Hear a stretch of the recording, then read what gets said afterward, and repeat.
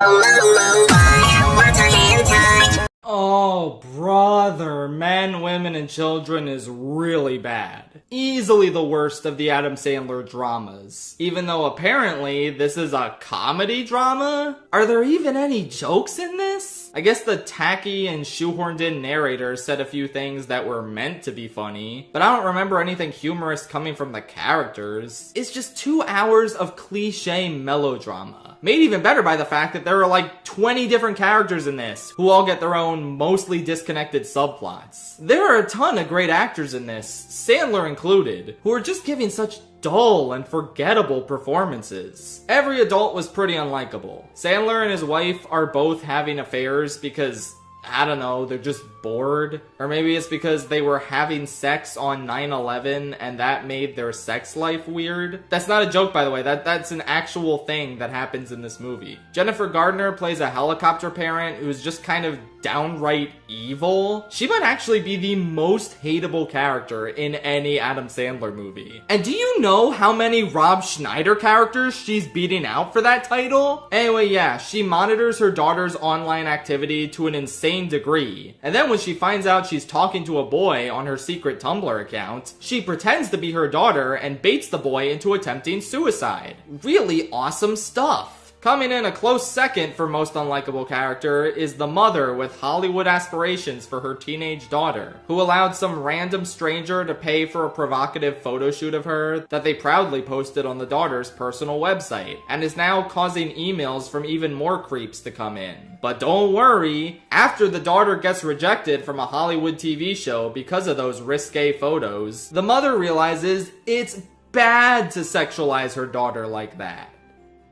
You should have known that. Anyway, what's Hank Breaking Bad up to in this movie? He starts out as the only kinda normal and sympathetic grown-up character, but then he decides it's high time his son plays football, even though he doesn't want to anymore. The only way to make that happen is by deleting the account for this video game he plays all day. So in order to get the MMORPG account deleted, he calls the credit card company and has them do it. Excuse me? I thought he was just saying shit, but no, that's actually how he gets the account deleted. Holy shit, Jason Reitman does not know how video games work at all. This is way more embarrassing than how the Anora guy was holding a controller. I guess the kids are alright in this. This was a pretty early piece of the filmography for quite a few prominent young actors, like Timothy Chalamet, Caitlin Dever, and... well, they can't all be winners. Caitlin Dever is the daughter of the helicopter parent freak, and Ansel Elgort is the gamer son of Asac Schrader. They have a fine romance, I guess. It's nothing I was actively rooting for or against. Well, maybe a little against because it's Ansel Elgort, but the characters were fine. How about that Timothy Chalamet, though? This is actually his first film role ever. I wonder what he'll do. He has 2 lines in the entire film, and one of them is transphobic. Okay. Why even put him in the opening credits if he's a glorified extra in this? Anyway, I know it seems like there are a lot of characters in this film, but don't worry, there's even more that I haven't mentioned! Wait, why am I talking about this movie again? Oh yeah, Adam Sandler, that's right. Well, I have to say, despite him watching porn being the first scene of the movie, he really isn't in it that much. It's an ensemble piece where it's borderline impossible to pick out a main character. Honestly, this could have been a footnote in the video because it barely even counts as an Adam Sandler movie. I guess I just really wanted to talk about it so much because it's bad for completely different reasons than most of the other shit on this list that just blends together. So I'm gonna keep complaining about it. What exactly is the point of having 20 different subplots in this movie? None of them are fleshed out in the slightest, and most of them don't even have resolutions. They just stop when the movie stops. Adam Sandler catches his wife having an affair, and the next day he says, "We could talk about this, or we could just act like it didn't happen and move on." And that's the end of their story. Wow, it led to nothing. Did Dean Sex Gifts Norris let his son play video games instead of football after his attempted suicide? Is the helicopter mom gonna stop being such a fucking freak after she almost killed a kid? I don't know. The movie's over. How is life gonna go for the anorexic teenager who had an ectopic pregnancy that ended in a miscarriage due to malnutrition?